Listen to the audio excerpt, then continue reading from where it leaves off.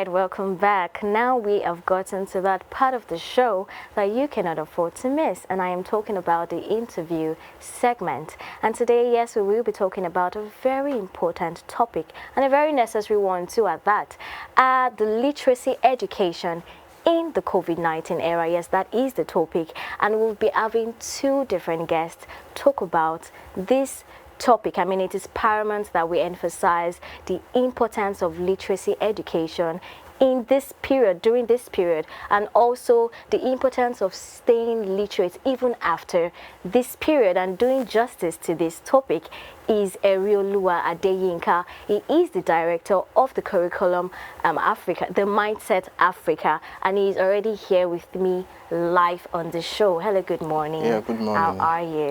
I'm okay. All right. Okay, so without further ado, I understand that there are a lot of definitions to literacy. Now, I believe that it is important that people have an in-depth knowledge as to what literacy really means. Now, for the sake of this conversation, I would really like you to break it down. What is literacy and how important is literacy in today's world?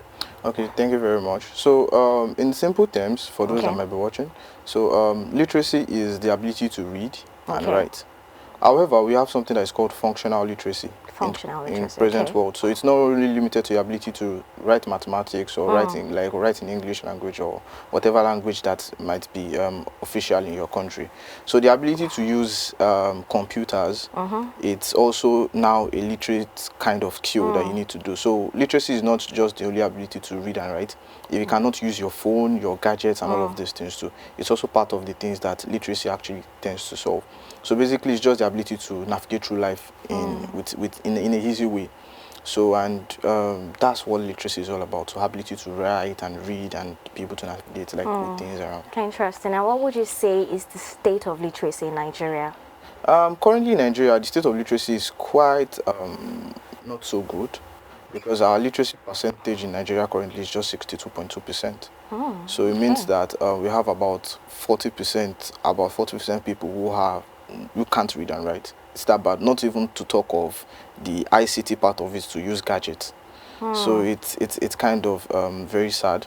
If you do 62% of over 200 million people, that's very minimal. Okay, so from what I've been able to gather from what you said now, it goes way beyond just reading and writing now. And one needs to have that skill that is critically needed in achieving the sustainable development goals. Now, speaking about that, leaving out the COVID-19 pandemic, right? Way from the onset, we've been having global learning crisis, and it poses a great threat to SDG goals. Now, what would you say are the contributing factors to the global crisis that we are faced with today? Okay, so the major contributing factor to the global crisis that we're facing today still boils back to education. So because we have a lot of people that are not educated, so it makes it difficult to actually advocate these goals and for them to actually achieve these goals. Okay. So education sits at the center of all of these SDGs. So if people are educated, they won't contribute to climate change. They won't. There will be gender equality. There won't be war. There will be peace, and it will have people would have jobs. They will be educated enough to get jobs, and it will have solve the problem of hunger and poverty and all of these things. So the major contributing factor is because our education is not functional. And currently, as we speak, over 700 million people, in fact 773 million people, are in the world currently, and they cannot read and write. So it is that bad. So it's really affecting us in achieving the global goals. Very interesting. Okay, now let's talk about the pandemic. We all know that the COVID-19 pandemic has brought about new challenges, new problems, new situations, new change. Now, what would you say is the impact of this challenge of the pandemic crisis on the educative sector? We weren't prepared. Yes, true. So it really affected a lot of people, a lot of students in the education sector. So we used to have children from primary school to tertiary. We're about 1.2 billion that were out of school. Wow. Because of this pandemic. And statistics shows that only only 2 out of 3 rather, were able to access online learning. So it's really affected. We weren't prepared for such a thing. So Okay. the education sector wasn't prepared for this kind of pandemic. So online learning really wasn't really effective in so many areas. So we have like over 400 million children that are not going to return to school. Oh, wow. Even after this pandemic, because as a result of child domestication, child marriage, a lot of conflict, wars, and all of these things, they will not be able to return to school. So this pandemic has actually affected the education cycle of so many people. Okay, and what would you say are the lessons to be learned from this challenge, most especially from the educative sector? Yeah, I think one of the things that we really need to start doing is that the government should start saying they need to invest more in education. Okay. Especially in ICT education, because we realized that even people that were going to normal schools but couldn't use computers and all of these things, it affected them. So, and not only ICT alone, building the capacity of teachers. It got to a point that so many teachers didn't know how to use Zoom to take classes, they didn't know how to use Google Classrooms and all of these tools that we have already. So I think one of the things that we need to start doing is start investing in education, and especially like ICT, like digital education. So ICT should not just be a subject that they teach, it should be something that they live like in classrooms. So we should do more of blended learning, where you have online classrooms, and you have on-site classrooms. So that's the way forward right now. If there's anything we need to learn, if we had all this in place, where we had blended learning, where students could learn online and also on-site before the pandemic, even when, like, if we have cases like this next time, it won't really have so much effect because students are already used to it, rather than trying to adapt to this new situation. So speaking of online learning now, what's your take on making or creating e-libraries, making it readily available? Because I mean, the world is already tilting towards that direction, right? So what's your take on making e-libraries readily available and accessible? Yeah, I think it's a great thing. It's really, really great that people can access like a whole lot of books and resources like at one place. E-library is actually a very great invention. My only fear is that how democratized it is. So many people in so many areas and communities in Nigeria and in so many other parts of the world might not have access to these things because they don't have the gadgets and the internet and everything like that to access all of these things. So it's a great invention. It's a great tool that would really help us, especially in the education sector. But how ready are we for this particular? How ready are we? for And this knowing fully particular well that if it comes to that everybody has to attend the same school, which is the internet, the curriculum would definitely be playing a major role. I mean, Eriolu has been able to say a lot on this, but however, like I said before, we will be having another guest come buttress his point and also to educate us more on this topic. Really, thank you so much, Eriolu, for sharing your 2 cents about this topic. However, till coffee continues, we'll take a short break now.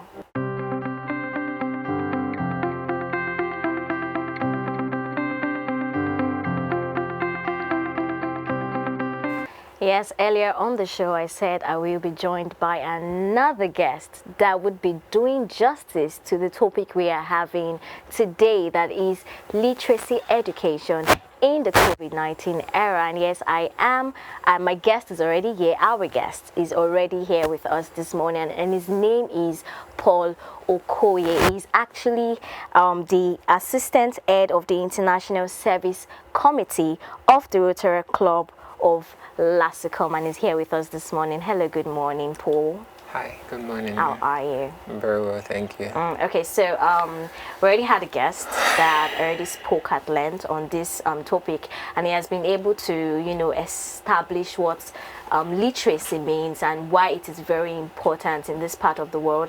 Also, he has been able to establish the impact of the COVID-19 pandemic on the educative sector and the lessons that should be learned from this challenge. Now, I would like to quickly chip this in.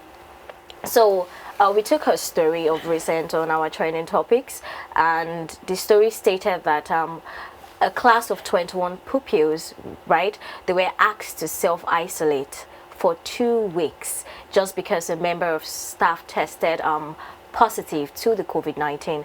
Now, according to a report, it's been stated that if you know, the COVID-19, like if they don't find a vaccine for the COVID-19, it is very possible that, the social distancing could last for another 2 years, right? Now, he has been able to establish the fact that e-learning can be a way out, a way forward, because critically looking at it, you would realize that it is almost impossible to actually ensure social distancing, most especially in the school environment. Now, since we are talking about literacy education in the COVID-19 era, what would you say, now what is your own perspective, what would you say is the way forward to this problem, knowing fully well that we still have the problem of social distancing? Yes, so firstly, I'll say, as a budding healthcare professional, because I'm a doctor in training, I'll just say that it is almost like, it's not impossible, but it's going to be a while before the vaccine gets to Nigeria, and because vaccines are currently in trial and are in use in some places in the world. So before it gets to Nigeria, we are going to experience a time distance for that to happen. And so with that, we should still be expecting this social distancing issue for a while. And I think the best way for us to go about this is digital learning and e-learning. And I think there needs to be more funding committed to e-learning and digital learning in Nigeria. So people from all over the country, particularly in disadvantaged places where access to learning, schooling has not even been a big deal there. Talk about places like the North, Borno State, and the rest. I'm sure, I think 2014, the statistics for literacy rate in Borno State is about 14%. So low compared to some states like Lagos, where they have 90-something percent, and some states in the East. So imagine a situation where now social distancing and everything, and the COVID-19 era has brought a situation where children have to stay out of school, and everybody really has to stay out of school. And so you're expecting that literacy rate to even drop. Okay, so we have to look for ways forward to this particular problem that we're facing. So I feel the best thing and the most tangible solution to this is to ensure that digital learning platforms firstly are established. And if we have this, digital literacy is taught, and then these people that are disadvantaged will have access to learning platforms to get on this, whatever they are doing, primary school, secondary schools, and university levels, they can have access to learning through digital learning platforms, and then you can bypass, or you can surpass the challenges that are currently being faced. Now, you said something about funding. What would you say is the role of the government? Like, how can they support, how can they ensure an equitable, quality literacy education, in as much as we have a lot of people in the country, right? And we know that a lot of people are still battling with learning these are necessities. If you cannot, like the other guest said, it goes way beyond just reading and writing. Understanding some basic life situation is very, very key. And if we really truly want to achieve the sustainable development goals, we need to have a basic and in-depth knowledge about literacy education. Now, even down to literacy education, the literacy educators, teaching and learning, it's all encompassing, and it works hand in hand. Now, how can the government ensure the equitable quality literacy education in the country, so that at least a large and substantial proportion of people can benefit from this, both men and women? Yes, thank you very much for that question. It's very important, because the government should be the forerunners, or should I say, should be in the forefront of this thing. Then other people can join in. And you see, the problem is, even with the revised 2020 budget, there was a cut down on education. UNESCO, they gave out a rule, or let's so to say, that every country's national budget will have at least 10 to 15% to 20% of national budget going to education, particularly for developing countries. Now, Nigeria is a developing country, right? But then our budget over the years for education has been hovering between 5 and 7%. Now, before the 2020, before the whole COVID-19 era, it was actually at 7%, okay? But now with the whole revision of the budget, it's at 6.7% or something like that, cutting out about 0.3%. 0.3% might sound small, but then 0.3% of national budget is over 30 billion naira. Now, if you think of 30 billion naira and what it can do, you understand that there is no need for cutting, but increase in the percentage of that budget for education. And you see that when there's increase in, I'm not saying there should be a spontaneous increase. Yes. There should be a gradual increase in funding, and the government have to be conscious about this and intentional about this, so places that are lacking, you see, with the number of schools are not proportional to the number of local governments in Nigeria. True. That's just true. So if you think of this, if we can build more schools, if we can establish more digital learning centers, if you can establish informal learning centers, it doesn't even have to be school, okay? So you can promote that basic literacy, both for children and adults. As a matter of fact, the theme for today, that is literacy, is actually more focused on adults, okay? Yes, you should look at ways that we can actually promote adult literacy. We can look for ways that we can promote digital learning for everybody, because whether I would like it or not, digital learning is one of the fastest means that you can actually get information across, and you can get people to learn literacy, as basic as it is. So I think government needs to start making intentional efforts. Budget cuts from some other aspects can come. We always shout funding and everything, funding healthcare, funding everything. But then we have to look at what is important. Education drives development. Yes, very true. And if our government do not understand this to the barest minimum, I don't think they will be ever committed to increasing that budget and reaching the standard that is actually needed for a developing country like Nigeria. So my point is, government needs to be intentional about funding education, and there should be a gradual increase. If today it is 7%, tomorrow it can be 8%, and they can do this. We just have to look for a way to be more intentional about funding education generally. So digitalization is actually taking over the world. Now you said something, because the government plays a major role. True. But even as individuals, do you know that there are some individuals that are not ready to learn? They are not ready to put themselves in the position of wanting to even get educated, to have that, even if it's just the basic understanding. Now, how then can you how then can you enforce digitalization on them, knowing fully well that they can't even read, they can't write? How realistic is this really? I'll say step by step.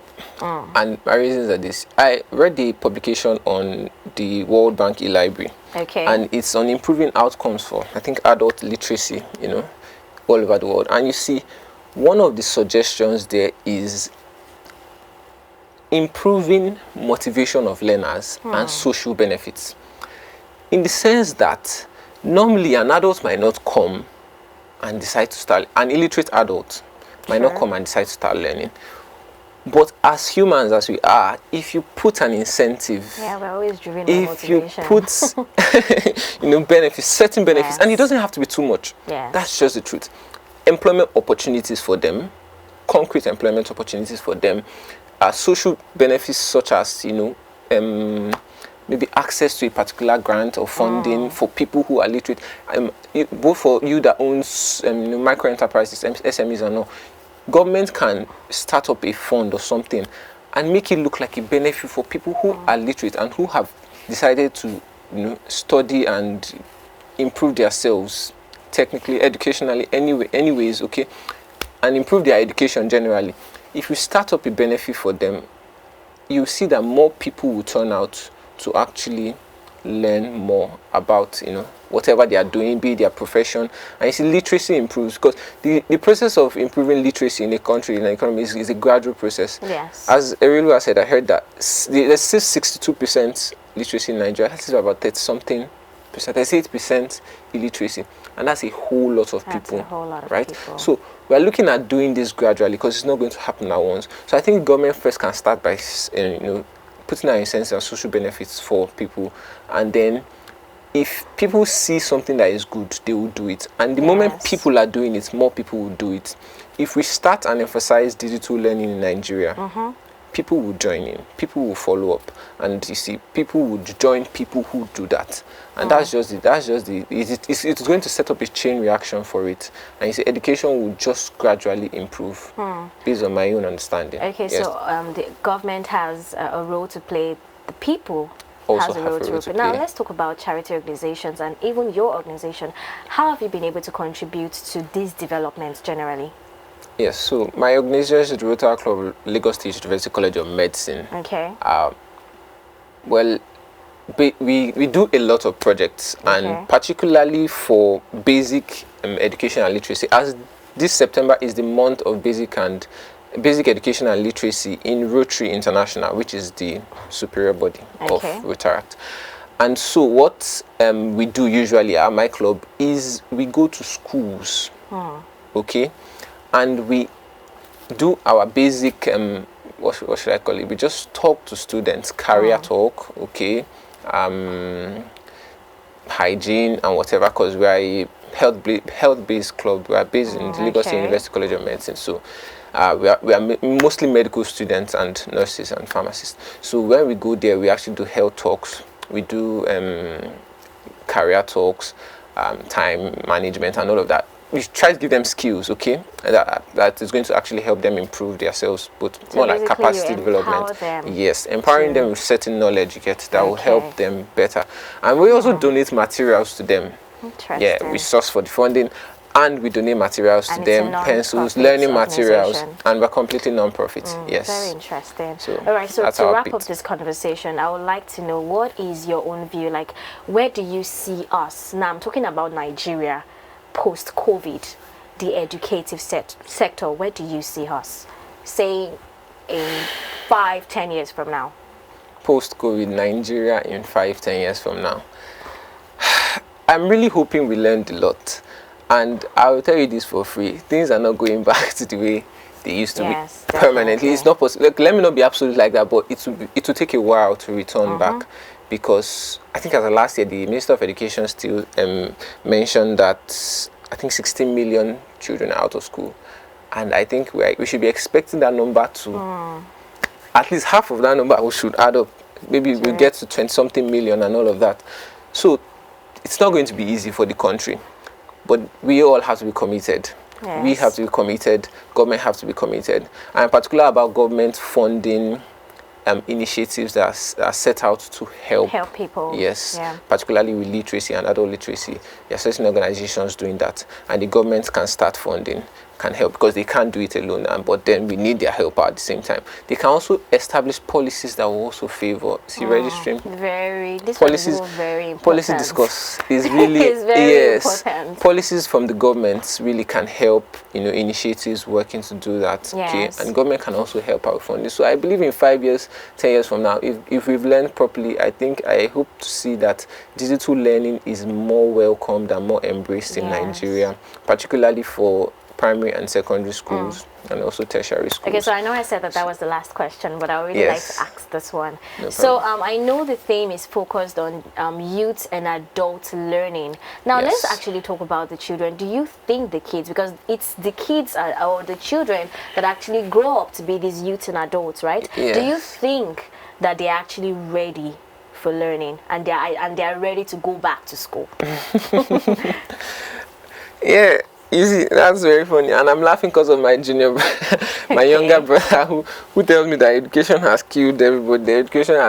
He has played so much, he doesn't believe in education. Wow. Yeah, that's how bad it is. Yes, and you see, children will never understand actually the importance, and we as adults have to make them see the importance and everything. True. That's what we do, and of course, an illiterate adult will lead to an illiterate child. If the father is illiterate, most probably the child would be illiterate if certain measures are not taken. And an illiterate child will also become an illiterate adult. So I think it's everything. And so we have a part to play for the children. Okay, we have a serious part to play. We have the serious part in encouraging them. Not just encouraging them, but ensuring that they actually go back to school and learn and see that whatever happened is just a halt. And there is more to come. Learning is going to get more tedious. I heard there's no Christmas break for anybody, whether primary school. Yeah, just 25th. Kids love Christmas. Exactly. So it's not going to be like that anymore. So, kids love Christmas. Yes, certain modifications, and children have to embrace this, because statistics must improve. People need to understand. They need to make them understand the reason as to why it is the way it is. Yes. But anyways, this conversation is actually a very important one and a very interesting one. We would not want you to go, but we have to close the curtains here on this conversation. I mean, thank you so much for allowing us fetch from your bountiful stream of knowledge today. It was really insightful, and I gained a lot, and I hope you also learned a thing or two from this conversation. Literacy is key to achieving the sustainable development goals even before 2030.